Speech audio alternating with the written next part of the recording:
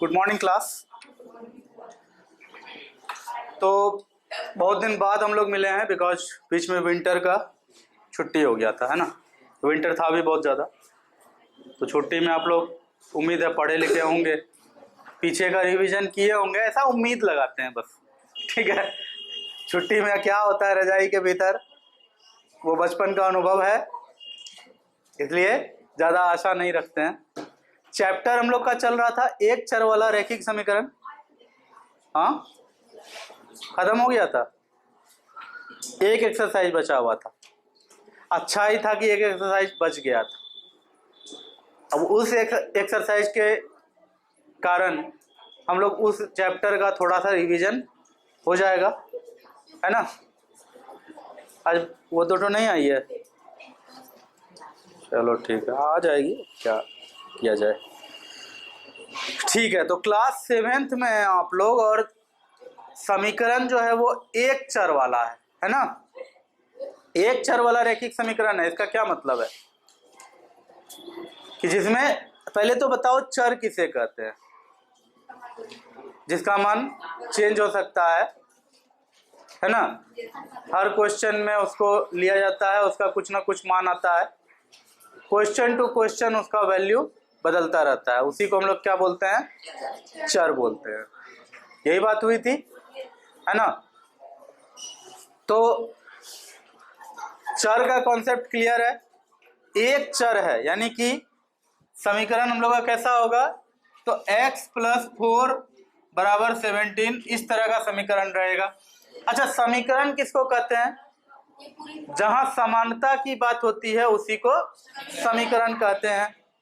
यही ना बात बताई गई है कि जहां कहीं भी समानता की बात होती है उसी को समीकरण कहते हैं।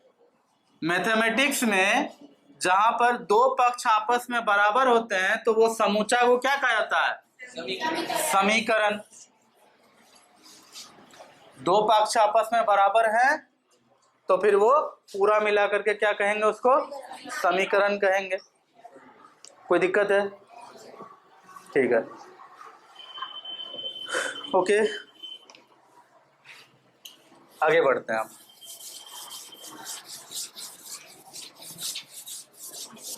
पेज 11.3 इस चैप्टर का लास्ट एक्सरसाइज है, वो हम लोग अभी करने वाले हैं।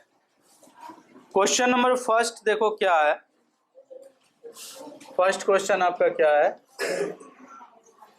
x/3 या x/3 माइनस x/5 बराबर -2। क्या यह समीकरण एक चर वाला रैखिक समीकरण है? नहीं है, ये एक चर वाला रैखिक समीकरण ही है। भले ही 2 बार लिखा गया हो, लेकिन x को ही 2 बार लिखा गया। ठीक है, 2 क्या 50 बार भी लिखा जाता फिर भी इसे हम एक चर वाला रैखिक समीकरण ही कहते। लेकिन बाय चांस मान लो क्वेश्चन ऐसा रहता अपने पास कि x/3 माइनस y/5 बराबर 2, ऐसा कोई क्वेश्चन अगर रहता तो क्या इसको कहते एक चर वाला रैखिक समीकरण? नहीं, यहाँ चर बदल गया, एक चर x है और दूसरा चर y आ गया। अगर सेम रहता सब जगह तो कहते एक चर वाला रैखिक समीकरण। सेम नहीं है तो नहीं कहेंगे इसको लेकिन कहेंगे एक चर वाला रैखिक समीकरण। उम्मीद है ये समझ में आया होगा। अब ये बनाने की जहां तक बात है, तो हम लोग किसी भी क्वेश्चन में कभी भी x को देख करके घबराएंगे नहीं। जो काम 1 2 3 4 5 6 इस तरह का संख्या के साथ जैसे जैसे काम करते हैं, वही सारा काम हम लोग इसके साथ भी करेंगे। चलो करते हैं। देखो, इसको कहते हैं दिस इम्प्लाइज। जब किसी समीकरण में स्टेप को आगे बढ़ाते हो तो आगे ये देना पड़ता है, ठीक है ना। या फिर इसके जगह पर तुम या लिख दो, एक ही बात है, या लिख दो और लिख दो चलेगा। लेकिन एक स्टेप से दूसरा स्टेप आने के बीच में इतना तो तुमको करना है। तो चलो आगे बढ़ते हैं। जब भी कभी भिन्न का घाटा आता है तो क्या करते हैं, एलसीएम लेते हैं। 5 और 3 का एलसीएम लेंगे, है ना। कितना हो जाएगा तब,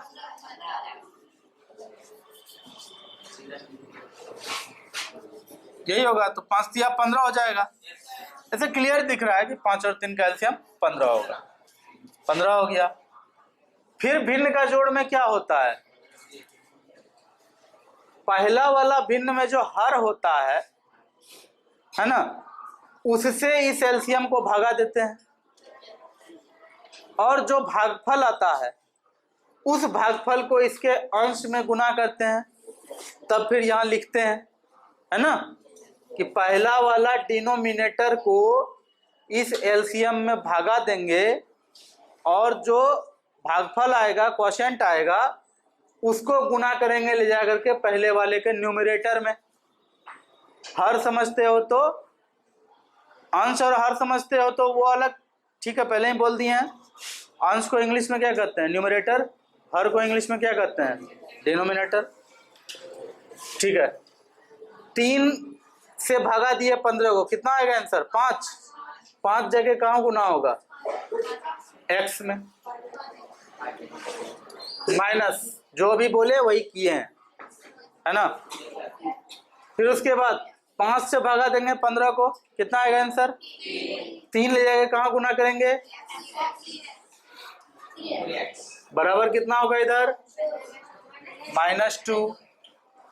दिस इंप्लाइज 5x - 3x कितना हो गया, बटा में कितना है, बराबर कितना है, तो 2x बराबर क्या हो जाएगा,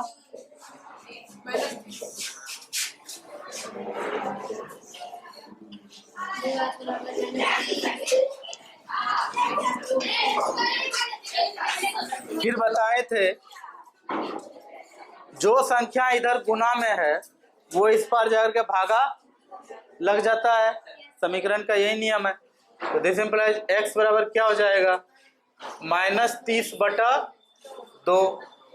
15 दूना 30 हो जाता है। x का मान कितना आएगा, -15। यही होगा आपका आंसर, है ना। इतना ही सिंपल है। फिर से देखो, क्वेश्चन हमको दिया गया था, है ना। क्वेश्चन को ध्यान से देखे और देखने पे पता चला कि यहाँ करना क्या होगा, यहाँ पर भिन्न का जोड़ करना है, सॉरी भिन्न का घाटा करना है। तो उसके लिए एलसीएम ले लिए, 15 आ गया।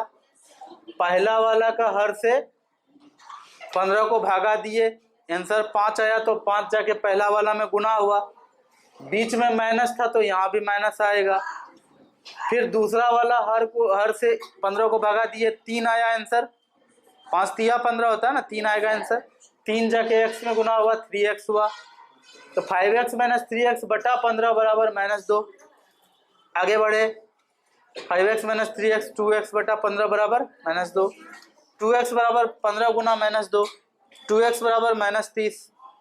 x बराबर -30/2 यानी 15। x बराबर -15 आंसर। बहुत सिंपल है, कुछ खास तो है नहीं। Yes sir. चलो ठीक है, इसको मिटाओ कोई।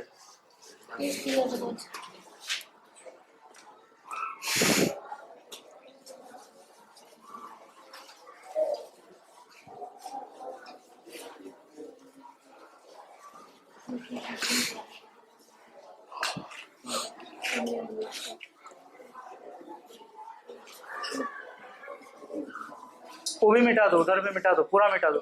हाँ,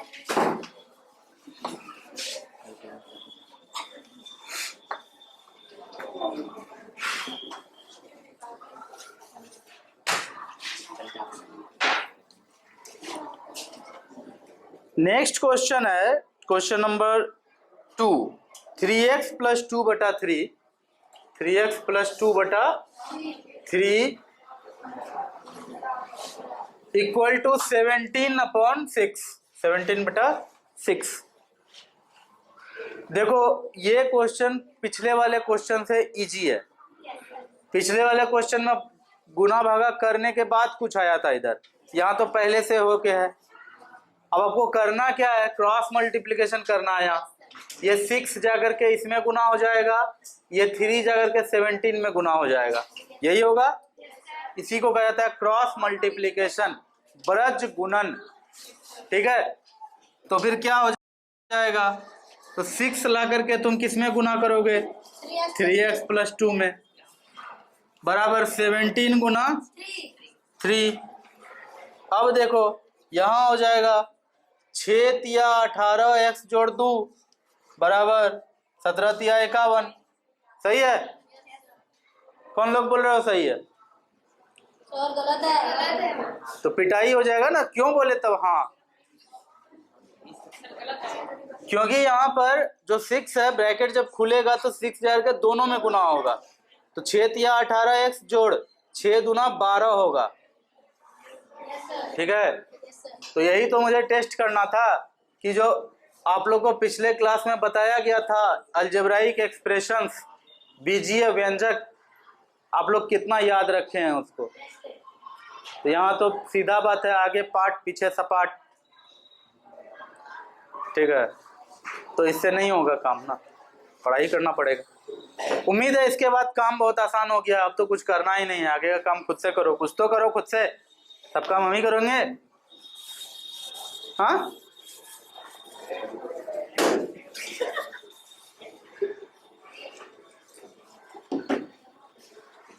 क्वेश्चन नंबर 3 है, वो नहीं बना के देंगे, वो तुम बनाओ। क्वेश्चन नंबर 4 तुम बनाओ। क्वेश्चन नंबर 5 चलो वो बना देते हैं, बन जाएगा। फिर भी कुछ लोगों को देख के इसको डर लग रहा होगा बनने के लिए, तो तुम लोग में से कुछ स्टूडेंट हो गए ऐसे जो खुद से पूरा एक्सरसाइज बनाए हुए होंगे, लेकिन मुझे तो सबको देखना है ना। x/2 + 6 = x/3 + 2x/7। ये है क्वेश्चन, बहुत ही इजी क्वेश्चन, यही बनाना है। तो देखो कैसे बनेगा। दिस इम्प्लाइज, पहले यहाँ एलसीएम लो, फिर यहाँ भी एलसीएम लेंगे। यहाँ एलसीएम लेंगे तो इसके बट्टे में कुछ नहीं है तो 1 है, तो 2 और 1 का एलसीएम क्या आएगा, 2 आएगा। तो x के नीचे 2 है, 2 से 2 में भागा दिए 1 आया, तो x में 1 ही गुना होगा, x लिख दिए, प्लस इसके नीचे 1 है, 1 से 2 को भागा दिए 2 आया, तो यहाँ क्या हो जाएगा, 2 से गुना होगा 6 में 12 होगा। तुम खड़े हो जाओ, हाँ ऑरेंज स्वेटर। चलो देखो आगे, यहाँ क्या होगा एलसीएम, 7 तिया 21, 3 से भागा देंगे 21 को, कितना होगा 7, 7 जगह गुना होगा यहाँ 7x, प्लस यहाँ पर 7 से भागा देंगे 21 को, कितना आएगा 3, 3 गुना 2x कितना हो जाएगा 6x। अब क्या करेंगे, क्रॉस मल्टीप्लिकेशन करेंगे। ये 2 जाके इसमें गुना होगा, 21 आके इसमें गुना होगा, कर दो। तो 21 गुना x जोड़ 12 बराबर 2 गुना 7x जोड़ 6x। आगे का काम अपने से होगा कि वो भी हम ही करते हैं, एक स्टेप बढ़ा देते हैं, आगे करना तुम। 21x जोड़ 21 गुना 12 कितना होगा, हाँ 142 नहीं होगा, 252 होगा। हाँ, अरे सीधी सी बात है, 12 दूना 24, 240 हो जाएगा, 240 में 12 जुटेगा 252 होगा, तो 252 बराबर 2 × 7x 14x होगा, प्लस 2 × 6x, आगे अपने से करना। अब तो अपने से करेगा ही, क्यों नहीं करेगा।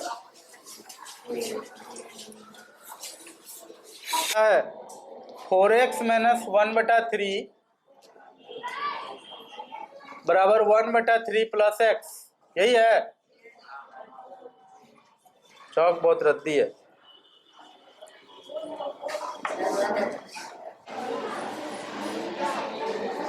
बना लेना अपने से कि नहीं हम ही बना के दें। देखो एक बात बताएं, इसको बनाने का एक तरीका बताएं। इसको तो तुम वैसे भी बना सकते हो जैसे पहले वाले क्वेश्चंस को बनाए हैं। एक और तरीका ये है कि कितना है, 8 नंबर क्वेश्चन है ना। सर 1/3 होगा।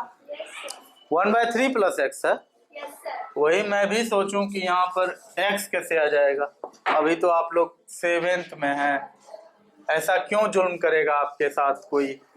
तो इस क्वेश्चन को बनाने के लिए क्या करना है, डायरेक्ट आप बना सकते हैं, लेकिन उससे अच्छा क्या होगा कि एक चीज पढ़ाए थे, लाइक टर्म्स अनलाइक टर्म्स, समान पद असमान पद।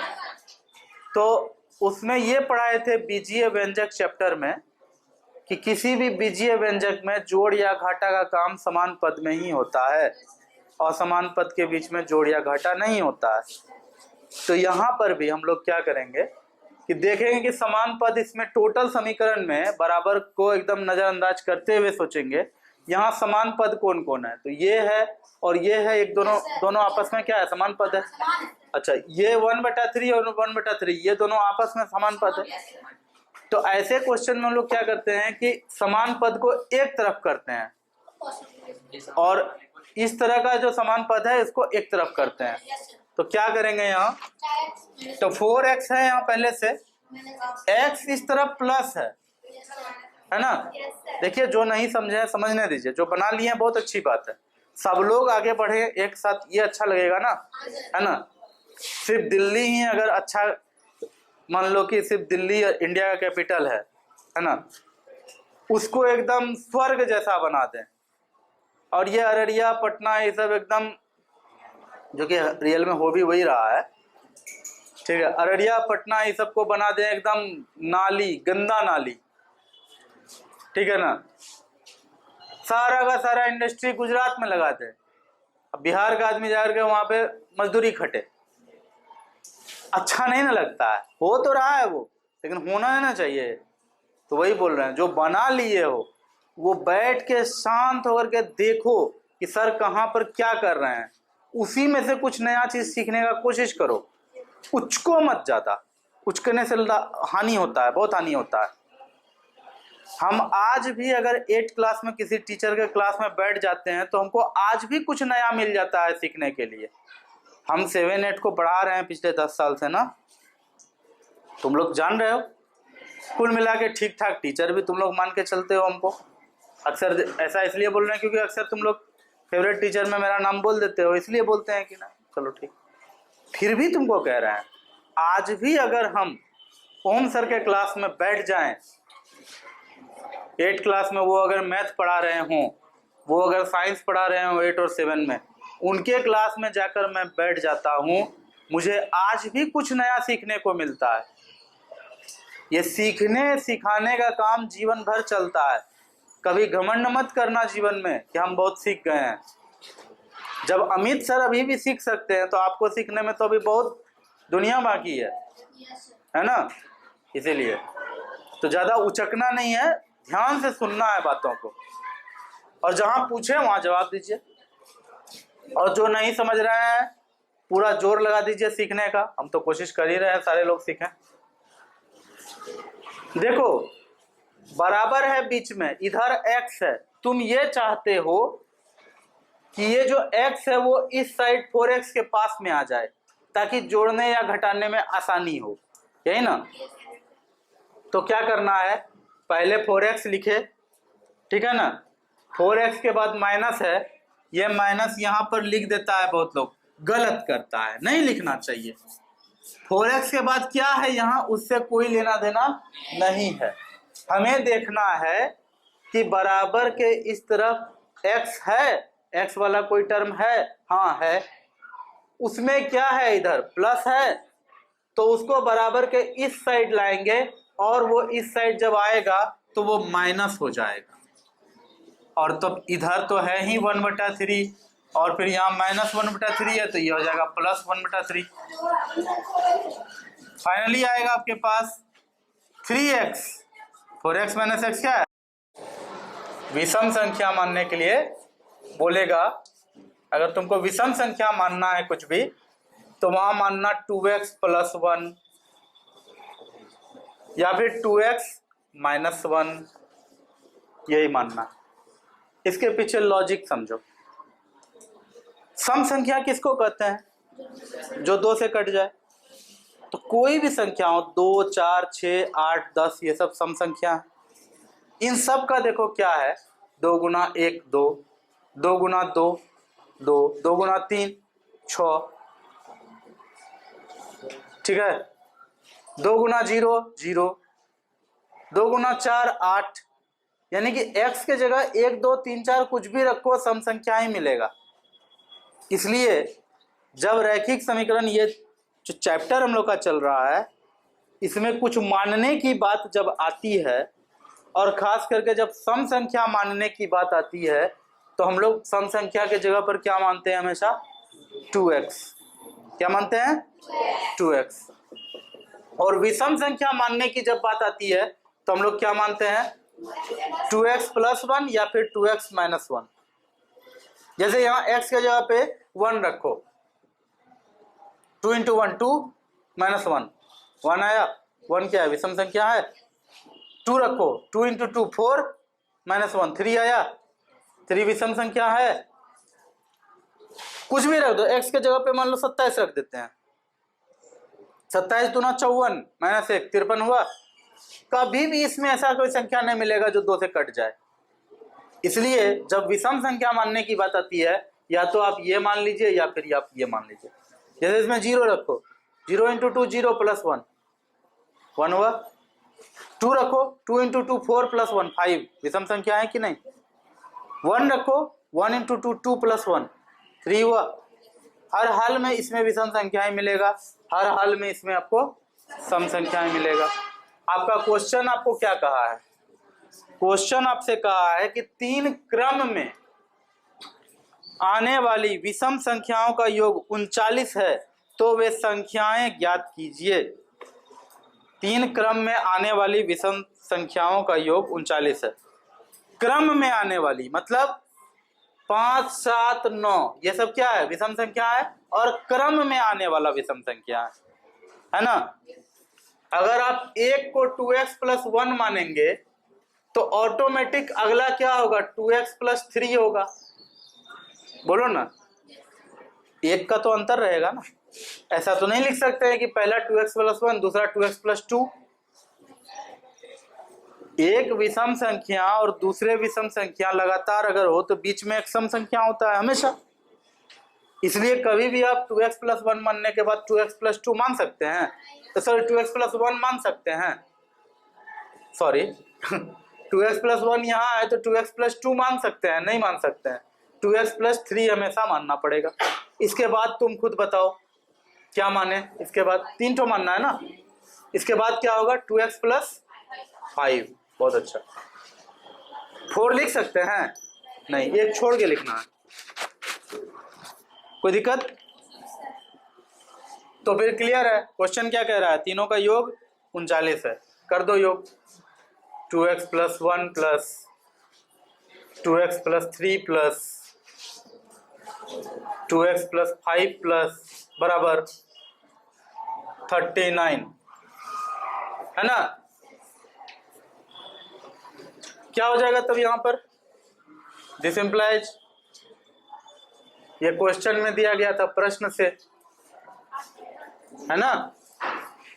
ब्रैकेट तोड़ो तो 2x 2x 2x 6x direct लिखते हैं, प्लस 1 + 3 4 + 5 9 हुआ, बराबर 39। 9 उस पर जाएगा, 6x बराबर 39 - 9 कितना हो जाएगा तब? 6x बराबर 30। अब x का मान निकालना है लेकिन यहाँ 6x है, कितना से भागा देंगे दोनों साइड? थे कि x में जो संख्या गुना रहेगा उसी से दोनों साइड भागा देना पड़ता है। तो क्या हो जाएगा, 6x बराबर 30 लिखेंगे, लेकिन 6 से इधर भी भागा देंगे, 6 से इधर भी भागा देंगे, यहाँ 6 कट जाएगा, यहाँ 6 पंचे 30 होगा, और इस तरह से आपको मिलेगा x बराबर 5। यही तरीका होता है बनाने का। लोग ला करके कटा देता है, कटता कुछ नहीं है। हम लोग अपने जरूरत के हिसाब से बराबर संख्या से दोनों साइड भागा देते हैं, या गुना करते हैं, या जोड़ते हैं, या घटाते हैं। कोई दिक्कत? ठीक है। नंबर, किसी समद्विबाहु त्रिभुज का शीर्ष कोण 50 डिग्री है, तो त्रिभुज के शेष दोनों कोणों की माप बताइए। देखो समद्विबाहु त्रिभुज है, यानी आइसोसेलेस ट्रायंगल है। समद्विबाहु त्रिभुज है यानी आइसोसेलेस ट्रायंगल है। इसकी खासियत क्या क्या होती है? पहला तो ये कि इसका दो भुजा आपस में बराबर होता है। ये तीसरा भुजा इन दोनों के बराबर में नहीं होता है। दूसरी खासियत ये होती है कि ये कोण और ये कोण आपस में बराबर होगा। और क्वेश्चन तुमको कह रहा है कि एक समद्विबाहु त्रिभुज में एक कोण 50 डिग्री का है, बाकी का दो कोण बताइए कितना कितना है। पहला कोण 50 डिग्री है, ठीक है। शेष दो कोण के बारे में पता करना है। इतना तो पता है ना कि दोनों बराबर होता है। अगर एक को x मानेंगे तो दूसरा को भी x ही मानना पड़ेगा। कोई दिक्कत? और त्रिभुज का एक गुण तुमको पता है क्या? त्रिभुज के सारे गुण, देखो ऐसा क्वेश्चन जब भी तुमसे पूछा जाएगा वो असल में तुमसे ये पूछ रहा है कि तुमको त्रिभुज के गुणों के बारे में पता है कि नहीं। प्रॉपर्टीज ऑफ ट्रायंगल पढ़ाए थे पहले। त्रिभुज का एक बहुत ही खास गुण होता है कि त्रिभुज के तीनों कोणों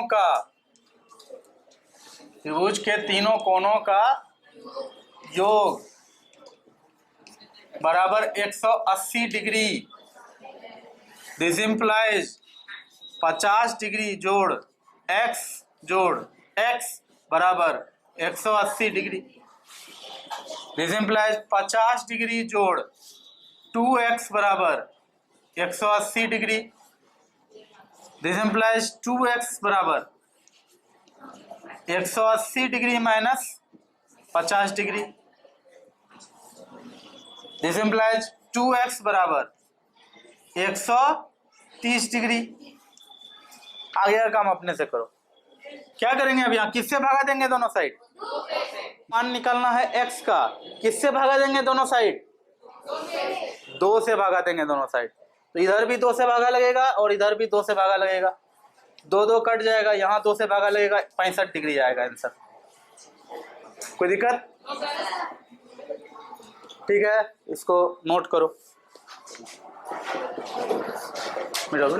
3x बराबर 1/3 प्लस 1/3 हो जाएगा 2/3।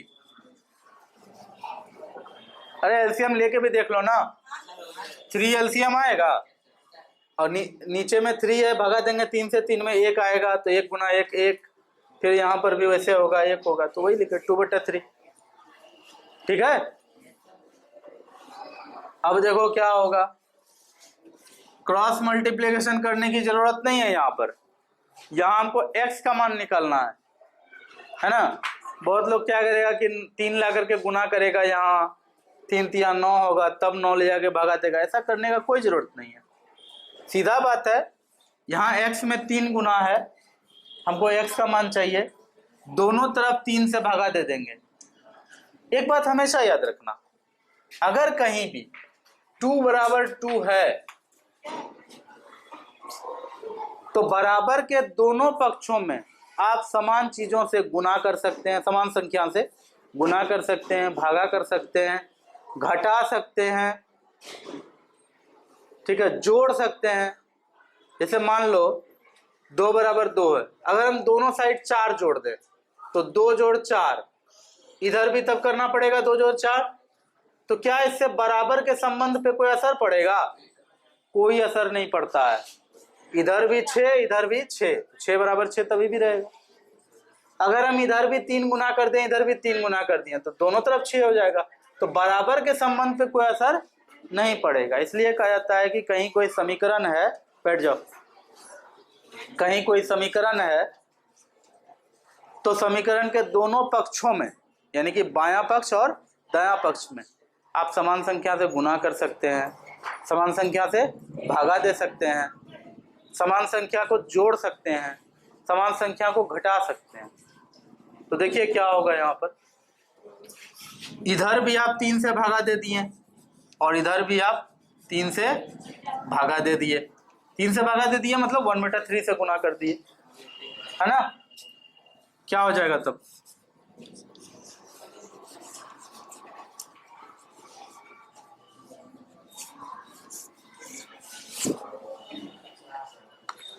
कोई दिक्कत है?